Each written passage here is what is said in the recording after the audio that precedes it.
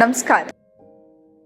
ಇವತ್ತು ನಾನು ಯಾವ ಟಾಪಿಕ್ ಬಗ್ಗೆ ಮಾತಾಡ್ತಿದ್ದೀನಪ್ಪ ಅಂತ ಹೇಳಿದ್ರೆ, ಒಬ್ಬ ಮನುಷ್ಯ ಕೋಪದಿಂದ ಏನೆಲ್ಲ ಅವಾಂತರ ಮಾಡ್ಕೊಂಡಿರ್ತಾನೆ.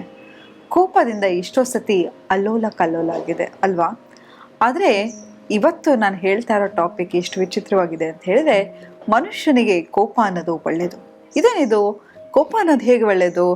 ಶುರುಗೆ ಹೇಳಿದ್ರು ಕೋಪ ಅನ್ನೋದು ಅಲ್ಲೋಲ ಕಲ್ಲೋಲ ಮಾಡುತ್ತೆ, ಅವಾಂತರ ಸೃಷ್ಟಿ ಮಾಡುತ್ತೆ ಅಂತ. ಹೌದು, ಆದರೆ ಕೋಪ ಅನ್ನೋದು ಮನುಷ್ಯನ ಸೆಲ್ಫ್ ರೆಸ್ಪೆಕ್ಟನ್ನು ಕಾಪಾಡಿಕೊಳ್ಳುತ್ತೆ.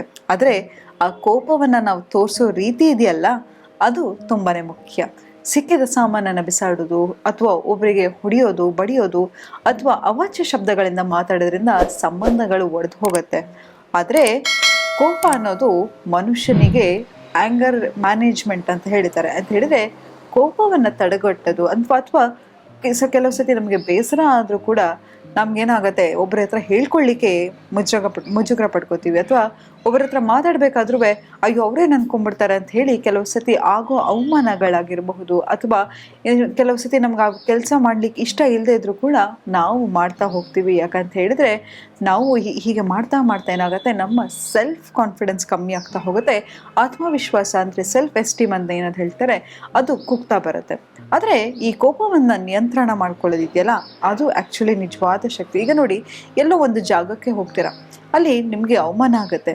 ಆಗ ನೀವು ಸುಮ್ಮನೆ ಇದ್ದಾಗ ಏನಾಗುತ್ತೆ, ಅದು ಮನಸ್ಸಲ್ಲಿ ಏನು ಅನ್ಕೋತೀರಾ, ಅಯ್ಯೋ ನನ್ನಲ್ಲಿ ಏನು ಕಮ್ಮಿ ಆಗಿದೆ, ನನ್ನನ್ನು ಯಾಕೆ ಹೀಗೆ ಮಾಡ್ತಾ ಇದ್ದಾರೆ, ಅಥವಾ ನನ್ನ ಹತ್ರ ಅಷ್ಟು ಹಣ ಇಲ್ವೇನೋ, ಆಸ್ತಿ ಇಲ್ವೇನೋ, ಹಾಗಾಗಿ ನನಗೆ ಹೀಗೆ ಟ್ರೀಟ್ ಮಾಡ್ತಾ ಇದ್ದಾರೆ ಅಂತ ಹೇಳಿ ನಮ್ಮ ಮನಸ್ಸಲ್ಲಿ ನಾವು ಮಾತಾಡ್ಕೋತಾ ನಮ್ಮ ಆತ್ಮವಿಶ್ವಾಸ ಕಡಿಮೆ ಆಗ್ತಾ ಹೋಗುತ್ತೆ.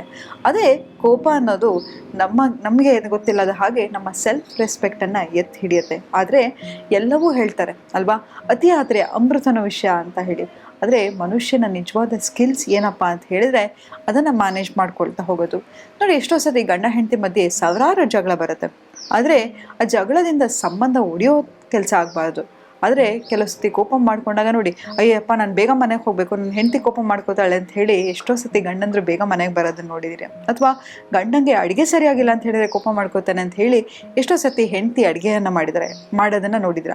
ಕೆಲವೊಮ್ಮೆ ಕೋಪ ನಮ್ಮ ಕೆಲಸವನ್ನು ಮಾಡಿಸುತ್ತೆ. ಆದರೆ ಸದಾ ಕೋಪ ಮಾಡ್ಕೋತಾ ಇದ್ರೆ, ಅಯ್ಯೋ ಬಿಡು ಮಾರಾಯ, ಅವನ ನಡವಳಿಕೆನೇ ಹಾಗಿರದೆ, ಹಾಗಾಗಿ ಅವ್ನು ಮಾಡ್ಕೊಳ್ಳೋ ಕೋಪಕ್ಕೆ ಏನು ಬೆಲೆ ಕೊಡೋಕೆ ಹೋಗ್ಬೇಡ, ನಿನ್ನ ಪಾಡಿಗೆ ನೀನು ಇರು ಅಂತ ಹೇಳ್ತಾರೆ. ಆದರೆ ಪ್ರತಿ ಸತಿ ನಾವು ಕೋಪ ಮಾಡಿಕೊಂಡಾಗ ಅದಕ್ಕೆ ತೂಕ ಇರಬೇಕು, ಅದಕ್ಕೆ ಬೆಲೆ ಇರಬೇಕು. ಹಾಗೆ ಅದನ್ನು ನಿಯಂತ್ರಣಗೊಳಿಸೋ ಶಕ್ತಿನೂ ನಮ್ಮ ಹತ್ರ ಇರಬೇಕು.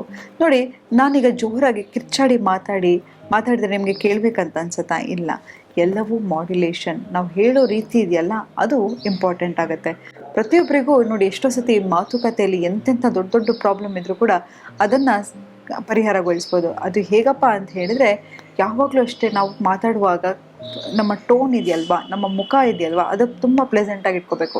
ಯಾರಾದರೂ ಕೆಲವು ಸತಿ ನಮ್ಮನ್ನು ಚಿಡಾಯಿಸ್ಬೇಕು, ಕೋಪ ಮಾಡಿಸ್ಬೇಕು, ಅಥವಾ ಅವನಿಗೆ ಕೋಪ ಬರೆಸ್ಬೇಕು ಅಂತಲೇ ಹೇಳಿ ಬೇಕಂತ ರೇಗಿಸಿ ಮಾತಾಡ್ತಿರ್ತಾರೆ. ಆಗ ನಿಮ್ಮ ಮುಖವನ್ನು ನೀವು ನ್ಯೂಟ್ರಲ್ ಪೊಸಿಷನಲ್ಲಿ ಇಟ್ಕೊಳ್ಳಿ ಅಂತ ಹೇಳಿದರೆ, ಎಕ್ಸ್ಪ್ರೆಷನ್ಲೆಸ್, ಯಾವುದೇ ಕಾರಣಕ್ಕೂ ಎಕ್ಸ್ಪ್ರೆಷನ್ ಕೊಡ್ಲಿಕ್ಕೆ ಹೋಗಬೇಡಿ. ಯಾರಾದರೂ ಮಾತಾಡ್ತಾ ಇದ್ದರೆ, ನಿಮಗೆ ರೇಗಿಸ್ಬೇಕು ಅಂತಿದ್ರೆ ಅವರನ್ನು ಕೇಳಿ, ಸರಿಯಾಗಿದೆಯಾ ನೀನು, ಯಾಕೆ, ಏನು ಪ್ರಾಬ್ಲಮ್ಮು ಅಂತ.